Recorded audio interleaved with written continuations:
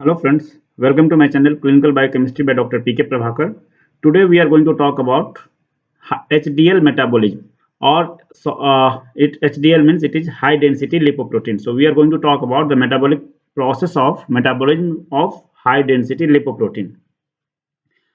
If you have not subscribed my channel, please subscribe it so that you and press the bell button so that you will get all the notifications as soon as I will upload the video. So now come and see high density lipoprotein metabolism. So this is the picture of HDL, which is slightly different from the other lipoproteins. With the size, as its name suggests, it is having a very high density. So if density will be high, its size will be low because it will be compact. So it is smallest in size among all the lipoproteins. Its size is roughly 5 to 15 nanometer, which is smallest in all the lipoproteins. As its name suggests, it is high density, so its density will be very high, it will be very compact, and so its density is maximum among all the lipoproteins, that is more than 1.063 gram per ml. Now this, if you'll see the content, it is having roughly 50% of protein and 50% of lipid. So it is this will be 40 to 50. 40 to 50 or 40 to 60. So 40 to 50% of protein content and 50 to 60% of lipid content it is having. Among lipid, triglyceride and cholesterol ester is very low. So it will have mainly it will have phospholipids, it will have cholesterols. So those content will be very high. Rather, triglyceride and cholesterol esters are very low, which is triglyceride and cholesterol we have already seen that was high in case of chylomicrons and VLDL. Now, this content, HDL's core content inside the means HDL that is in the center, it will have very less amount of cholesterol ester and triglyceride. On the periphery, it will have phospholipids, cholesterol, and some of the apoproteins.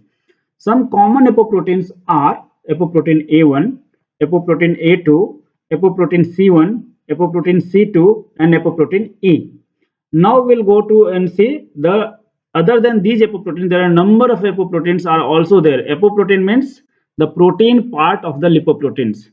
As its name says, lipoprotein means it is a combination of lipid plus protein. So basically, it is for the transportation of lipid from one location to other locations. Previously, we have already seen the transportation of the lipids from the source, either from the intestine or from liver to the tissue. So for the transportation of lipid from the intestine to the tissue, that will be done by through chylomicron via nascent chylomicron, chylomicron, remnant, and the transport of lipid from the liver to the tissue, that will be done by VLDL, IDL and LDL. So this is HDL, which is mainly involved in a different kind of lipid transport that is called as reverse cholesterol transport. We are going to see that reverse cholesterol transport also. So this is the all the lipoproteins which HDL is having along with other. So we are going to see one by one. First is apoprotein A1. Apoprotein A1 normally present in chylomicron and HDL. It is having apoprotein A is having a properties of antioxidant properties. So normally HDL is having antioxidant properties. So that is because of apoprotein A1. Other than antioxidant properties, apoprotein A1 also it activates LCAT, lecithin cholesterol acyltransferase, that is having a specific function in HDL metabolism that we will come and later we will see it. So it activates LCAT. Then come to apoprotein A2, which is also present in chylomicron and HDL, and it activates hepatic lipase. Normally in previous chylomicron and VLDL we had seen it was lipoprotein lipase, LPL. This apoprotein A2 increases the function of hepatic lipase enzyme. Similarly, apoprotein A4 is present in chylomicron and HDL and it activates lipoprotein lipase similar to C2. So we will see C2 also. So A5 increases LPL, lipoprotein lipase, which works on triglyceride. C1 activates LCAT, so A1 along with C1 activates LCAT. Sorry. And this C2 activates, which is present in HDL, VLDL, IDL, chylomicron. It activates LPL, lipoprotein lipase, along with A5. So A5, this one, and this one activates lipoprotein lipase. C3 inactivates lipoprotein lipase. Apoprotein D, and which is present exclusively in HDL only. This is closely associated with LCAT. That LCAT is having a metabolic role in HDL metabolism. Then cholesterol ester transport protein CETP, which is normally involved in the exchanging of lipid from HDL to IDL and VLDL. Then apoA, which binds to the LDL receptor. It is normally present in chylomicron dominant HDL, VLDL, and IDL. apoF, which is present mainly in HDL and sometimes very small amount in LDL. It initiates LITP, lipid transfer inhibitory proteins. Due to its ability to inhibit the activity of CETP, it was initially called as lipid inhibitor transport inhibitor proteins because it inhibits the CETP. Because it inhibits CETP, so exchanging of proteins will not, lipids will not occur. So it accelerates, it increases the cholesterol clearance from the body. So it removes the more lipid from the body and donated or delivered it to liver. Then apoO, which is exclusively present in HDL, it's mainly expressed in heart in case of obese persons. And then the last is apoM, which is present mainly in HDL and very small amount in VLDL and LDL. This apoM mainly involves in anti-atherosclerotic activity or antioxidant activity of HDL. HDL is a very good cholesterol. We are going to come and we will see later on what are the different benefits of HDL.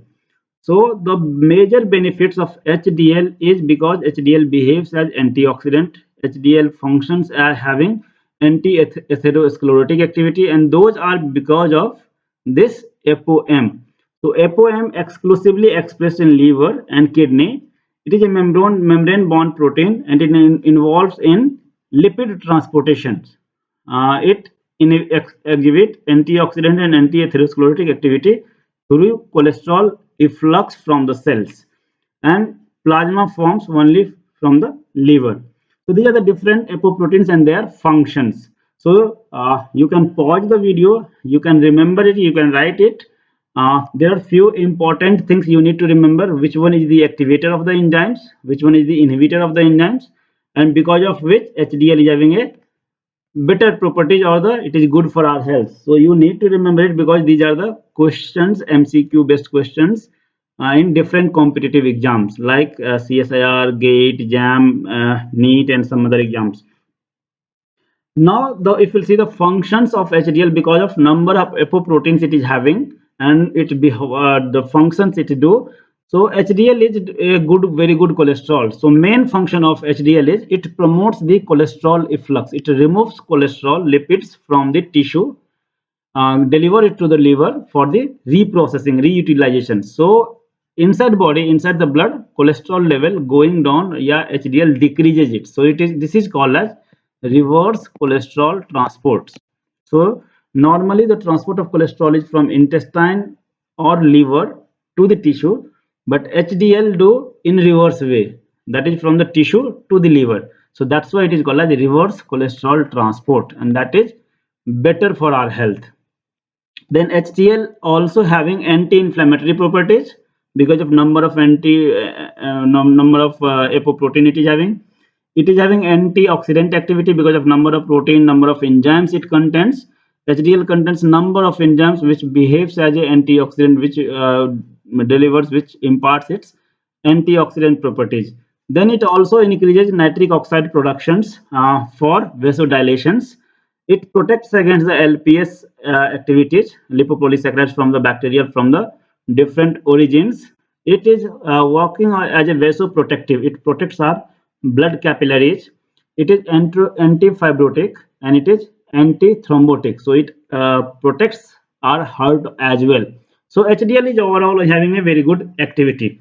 Later on we will see in details how these different apoproteins works or participate in these different activities. Now come to see the metabolism of HDL. So similar to other other lipoproteins, HDL is also going to be synthesized into liver, and when it is synthesized, that time its shape will be discoidal, and it is called as nascent HDL. And that time it will not have a number of things. It is called as apoA-I. So that time it will have very limited content. So they contain free cholesterol and phospholipids. In phospholipids, mainly it will have lecithin only, and it contains some of the apoprotein like A, C2, and E. Because this HDL contains this apoprotein A, C2, C1, E, so HDL behaves as HDL works as the reservoir for these apoproteins. Reservoir means in the circulations it donates apoproteins, these A, C2, E, to the nascent chylomicron and nascent VLDL. So HDL donates their apoprotein to the nascent VLDL, converted to them to VLDL. It donates apoproteins to the nascent chylomicron, so chylomicron becomes maturation. So it helps in the maturation of chylomicron and VLDL by giving them different apoproteins. So it works as a apoprotein reservoir, apoprotein storehouse. If we'll see the proteomics analysis of the HDL, HDL contains more than 300 different proteins which is associated with the HDL, and normally those maximum proteins of this 300 does not have any role in the lipid transportation. So obviously, though, if they are not involving in the lipid transports, so these proteins will have some other functions other than the lipid transportations, and those functions are normally vasoprotections, vasodilations, antioxidant. Then other than antioxidant, it will be antithrombotic. So number of other activities, number of other properties it is having. Some of the specific enzymes which HDL contains are glutathione peroxidase. You know, glutathione peroxidase is an enzyme which normally involves in the as an antioxidant in the free radical chelations. It contains para-oxygenase, in abbreviation we are calling PON1. It contains platelet activating factor, that is acetyl hydrolase, in abbreviation it is PAFAH. It is lipoprotein associated phospholipid, also it's known as. It contains LCAT, lecithin, cholesterol acyl transferase. It contains CETP, that is cholesterol ester transport protein. These two proteins is having normally functions in the metabolism of HDL. Just now we are going to see the role of LCAT and CETP. If we'll say LCAT catalyze the esterifications, sorry.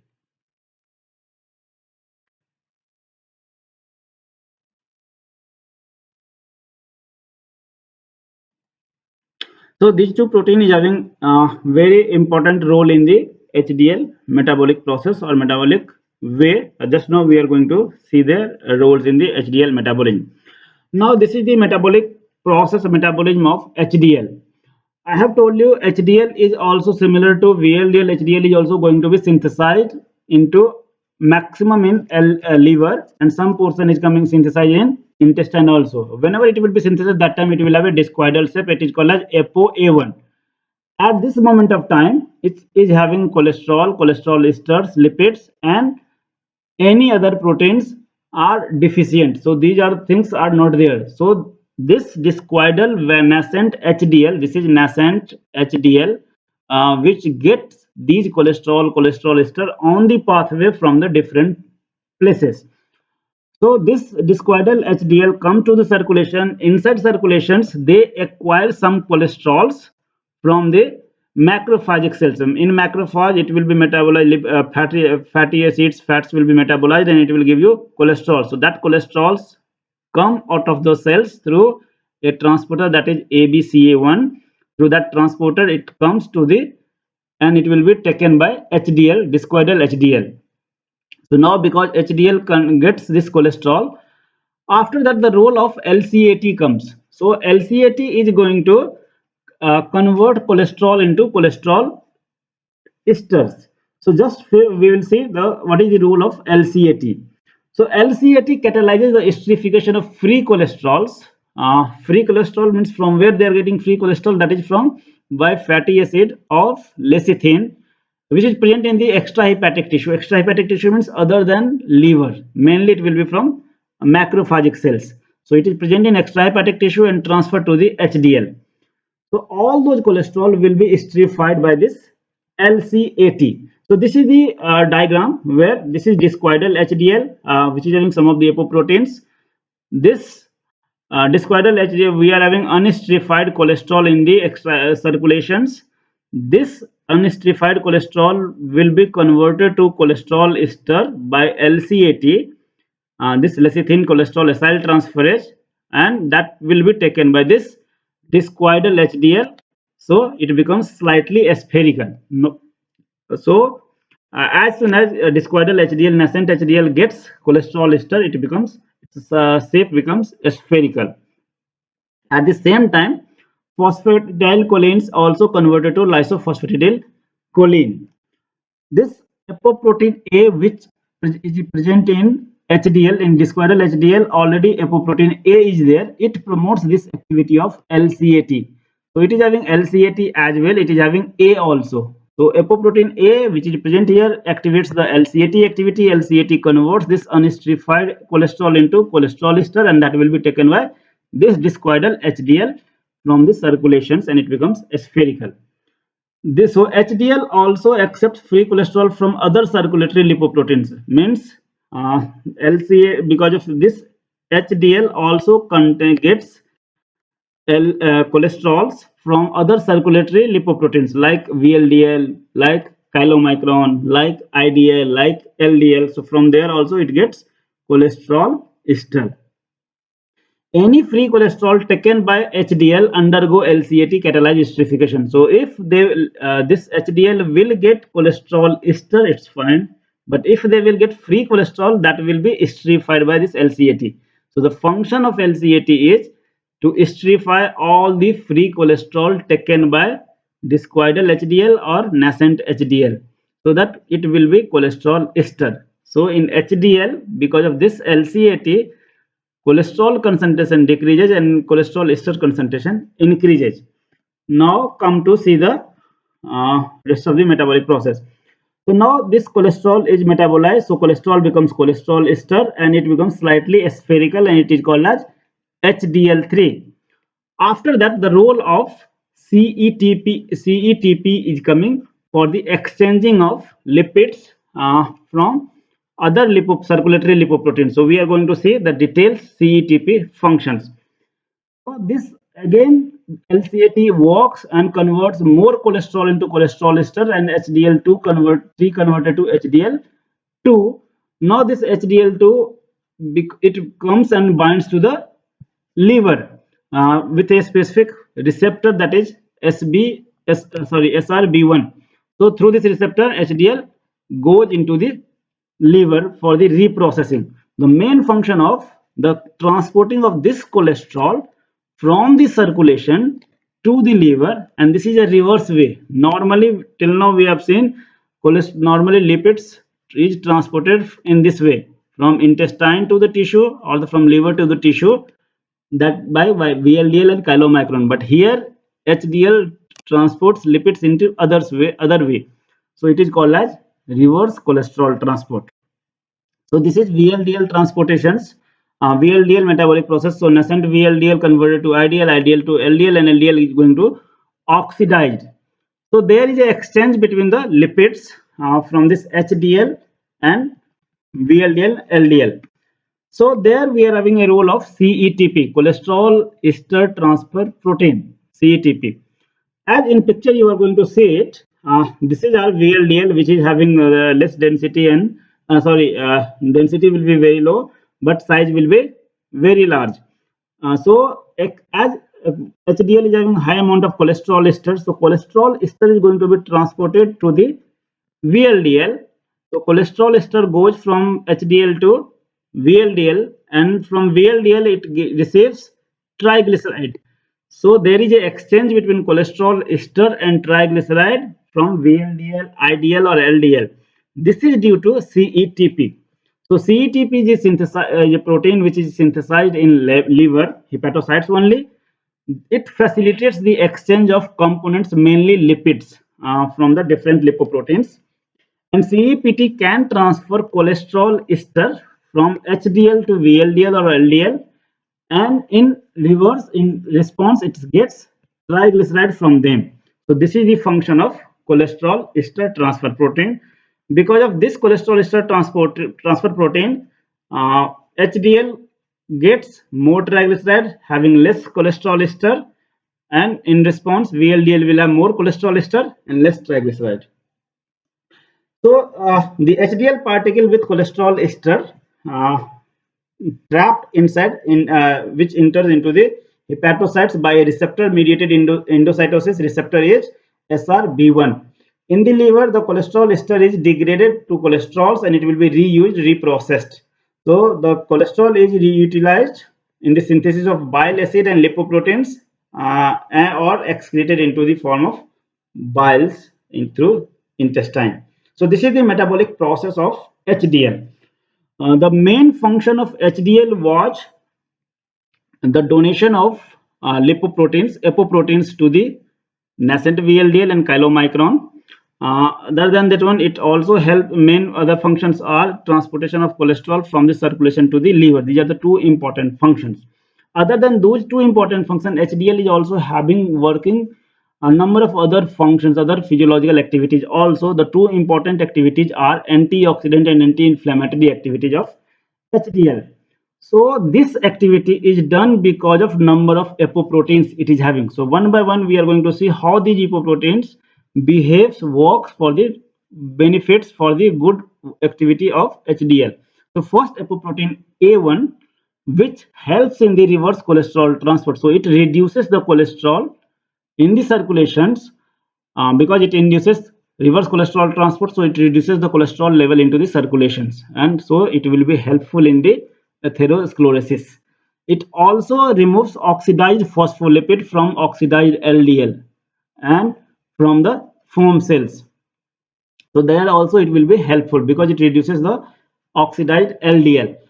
Second one is apoprotein A2, which protects VLDL from get more oxidation. That will be more efficient than HDL. The human apoprotein 2 enriched HDL supports high efficiency reverse cholesterol transport from the macrophage cells. So wherever more apoprotein 2 will be there, more reverse cholesterol transport will take place. So apoprotein 2 ultimately increases the reverse cholesterol transports. Apoprotein 4 controls our feeding behavior. Apoprotein 4 participates in the reverse cholesterol transports like A1 or A2, and it also has been shown as antioxidant, anti-inflammatory, and anti-sclerotic activity. Apoprotein 4 is secreted only by a small intestine in human and stimulated by active lipid absorption. So if in our GIT tract only apoprotein 4 will be secreted. So HDL gets apoprotein 4 from intestine only, not from the liver. Then apoprotein E, which is having the beneficial effects in is because of its role in the receptor mediate uptake of LDL by the liver. So this apoprotein E, HDL gives it to VLDL, and VLDL becomes IDL and LDL. So LDL reaches to the liver, LDL will be taken by the liver because of this apoprotein E only. So apoprotein E increases the binding uptake of LDL into the hepatocytes. This apoprotein is having different alleles, and different alleles will have different functions, like apoprotein E2, which stimulates the nitric oxide releases, and this nitric oxide release is having anti-inflammatory activities. It is another variant of apoprotein E, that is E4, which is having pro-inflammatory activity. So different functions are there. Initially, I have told you apoprotein is having one of the proteins that is called as para-oxygenase 1 and 3. So this para-oxygenase is a family of enzyme which hydrolyzes organophosphates. This para-oxygenase is synthesized in liver and carried in the serum by HDL only. So para-oxygenase 1 and 3 possess antioxidant properties. So we have seen antioxidant properties is because of PON 1, 3, and some of the apoprotein A also. Another is glutathione peroxidase. This is this glutathione peroxidase 1 functions primarily in reducing the hydrogen peroxide and convert them into water. It also reduces the lipid peroxidation, lipid oxidations. So because it reduces lipid peroxidation, so free radical chelation, free radical formation will be decreased. It reduces the H2O2 hydrogen peroxide conversion into water. So it also reduces the drawbacks, the effect which is caused because of hydrogen peroxide. So it behaves as antioxidant activity. And the last protein is sphingosine 1 phosphate. This is a bioactive lysophospholipid which is also involved in number of other important physiological pathways, and it is also good for our health. So we have seen HDL contains number of proteins, number of apoprotein which is having very good activity in on our health, on our body in different terms, like as antioxidant, like anti-atherosclerotic activity, like anti-inflammatory activity, like it releases nitric oxide synthase, it works involves in reverse cholesterol transportation, it helps in the lipid exchanges like CETP helps in the lipid exchange between VLDL and IDL to HDL. Then it also convert cholesterol into cholesterol transport. So number of apoproteins and enzymes are there which have very good activity on our health, and because of all these activities only HDL is treated as a good cholesterol, good lipid. So HDL called as a good lipid because of all these activities only. So overall, this is the summary of how anti-inflammatory functions of HDL works, because it regulates the macrophagic tumor necrosis factor. It inhibits the elevation of NADPH oxidase, so free radical formation will be decreased. It preserves the dendritic cells differentiation and functions, so MHC expression and other things will be managed, regulated. It protects again endotoxins, so any kind of immunological response which is because of due to endotoxin, that will be inhibited. It upregulates the EC, endothelial cells, and nitric oxide production in the blood capillaries. It interacts with antioxidant PON peroxidase 1 which works on the different other components. It prevents the expression of endothelial cells for IL-8, interleukin 8, and MCP protein peptide 1. It down regulates some number of we can call it integrins which is in the endothelial cells, that is VCAM and ICAM1. So overall effect of all these things is as an anti-inflammatory properties of HDL. So HDL is having anti-inflammatory properties. HDL have antioxidant activity. HDL had shown some kind of anti-atherosclerotic activity. HDL had shown reverse cholesterol transport. HDL works as the reservoir. So number of activities of HDL was there. So that's all for HDL. So hope you have understand it. If you have any query, any comments, any suggestion, you can write into comment box, or you can contact me on any of the social networking site. If you have not subscribed my channel, please subscribe it. So thank you very much. Have a nice day.